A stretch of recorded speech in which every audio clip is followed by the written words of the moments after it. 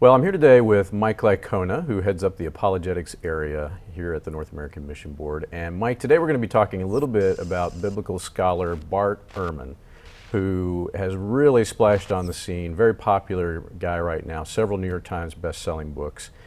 And he really has kind of systematically taken apart a lot of the New Testament over the last few years and brought up a lot of arguments for why certain parts of the New Testament are not valid and called into question just a lot of it.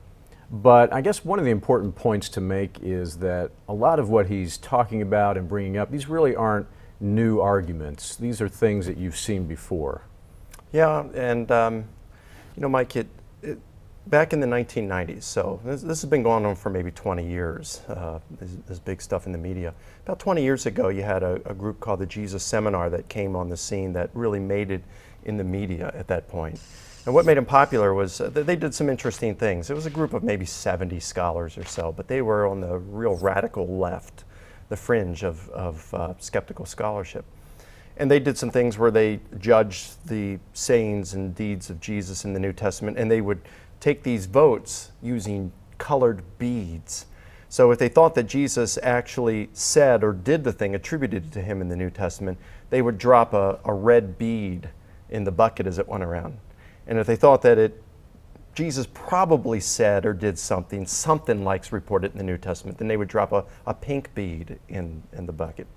If they thought, well, no, he probably didn't do anything like this, it was a gray bead, and if he didn't say or do something like this, it was a black bead. And what was interesting is they ruled out like 80 to 90% of what we find attributed to Jesus in the New Testament. They said he didn't say or do these things. And what made him popular with the media, not only were they very skeptical, and for a secular media this was very attractive, but they could say things in shocking ways and with sound bites, in the form of sound bites. So this was really good for media presentations, and so they were used a lot, quoted in magazines like Time and Newsweek, U.S. News, even Popular Mechanics got into the thing back in the 90s, and television programs, documentaries. But I guess into the early 2000s, the mainstream secular media determined or discovered that the Jesus Seminar are nowhere close to representing mainstream, even mainstream skeptical scholarship. So they're rarely quoted anymore in that sense. A few years later, I think it was 2005, the Da Vinci Code came out, and that raised a lot of questions that came up, but some bizarre things such as Jesus was married and had children, or that the doctrine that Jesus is God wasn't even known until it was invented at the Council of Nicaea in 325, and these were just softballs thrown to I mean, I loved fielding these things. It was great. And I guess, it was a great selling book. The movie was a pretty good success. But, even the secular media and the skeptical scholars that they interviewed came out and said that this was all just bogus history. It didn't happen this way. This is complete fiction and it's false. And then I think the year after that, the Gospel of Judas came out from the National Geographic Society, and they wanted to make a thing out of it. Could this have been an alternate Christianity that was more true than the original? And pretty much that just kind of blew out of the way because it ended up being a Gnostic document from the middle of the 2nd century.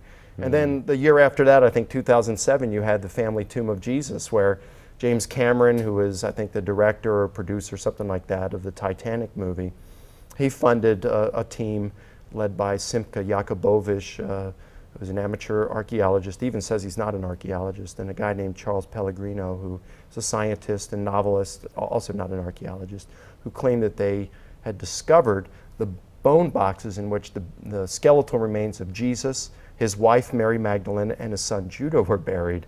And I think there was only one scholar in the entire universe who bought into it. Even non-Christian scholars said it was archaeology of the worst kind. And so that was very short-lived. Bart Ehrman's kind of the new kid on the block. I mean, actually, he's not so new. He's been around for a while. He's in his 50s, and he's a pretty good scholar.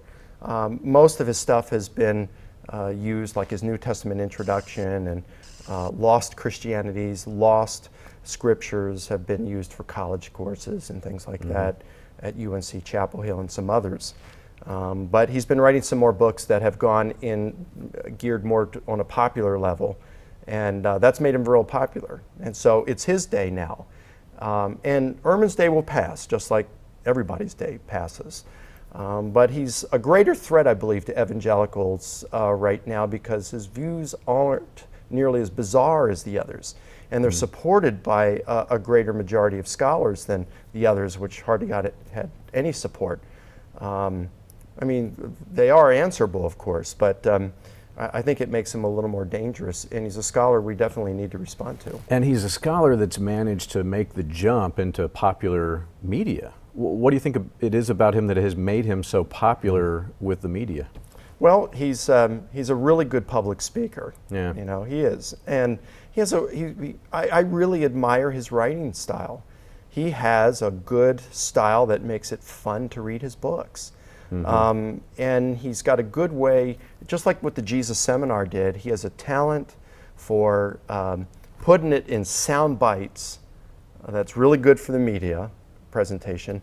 And he's got some good shock value to the statements he makes. He knows the theatrics of it a little bit. Well, you've debated Bart Ehrman before, so you've met him, you've interacted with him a little bit. Tell us just a little bit about his background and what kind of a guy is he? Because it's easy, I think, for evangelicals especially to look at folks like this that are poking holes or trying to poke holes in Christianity or the New Testament and to really see them as just almost this monster. But you've met him personally. Tell us a little bit about him. Yeah, you're not going to find me demonizing him in any sense. I like the guy. I mean, he came from an evangelical background. I think he became a Christian in his teens, mid-teens. Went to Moody Bible Institute, where he says where Bible is their middle name. And then from there he went to Wheaton, which is a very strong academic Christian university. And then from there he went to Princeton Theological Seminary, where he did his PhD under Bruce Metzger. But during his time at Princeton, he was challenged on his views about biblical inerrancy. He ended up giving up evangelical Christianity because he couldn't answer some of the differences in the Gospels. That really troubled him. It's almost like he was a black and white thinker, and it's either 100% correct or it's all incorrect. And he gave up evangelical Christianity, and then it was after that he gave up Christianity because he couldn't handle the problem of evil. That really troubled him. But he seems to me to be a good guy. We've had a couple meals together. We've corresponded in email a number of times, and he seems to be a nice guy. I like him. Well, I think that's great that you can have that, kind of approach and attitude towards someone who's taking a very opposite view of yours. One of the things that's so frustrating when you read some of the media coverage about him is they quote him extensively. They have his views in there. And then they don't bother to go and get anyone like you or Lee Strobel or some of these other folks that are doing great work in this field on our side of the issue. Does that frustrate you? And why do you think that's happening so much, especially with him? It's almost like they allow him to tell his side of it and our side of it both. Yeah, it is a little frustrating, but I mean, to think realistically, we are talking about a secular media. Right. And whereas, let's say in the Reagan days, it was popular to be an evangelical, that's no longer the way it is. We live in a post-Christian culture here in North America that's becoming increasingly hostile toward an evangelical Christian view. It's pretty evident within the media. It's very evident within secular academic institutions. I mean, we can document those kinds of things. So, if you have a secular media that aren't sympathetic to evangelical Christian beliefs and values, you're not going to expect them to give it a fair shake on these kinds of things. I mean, they should, but it shouldn't surprise us or disappoint us too much when they don't.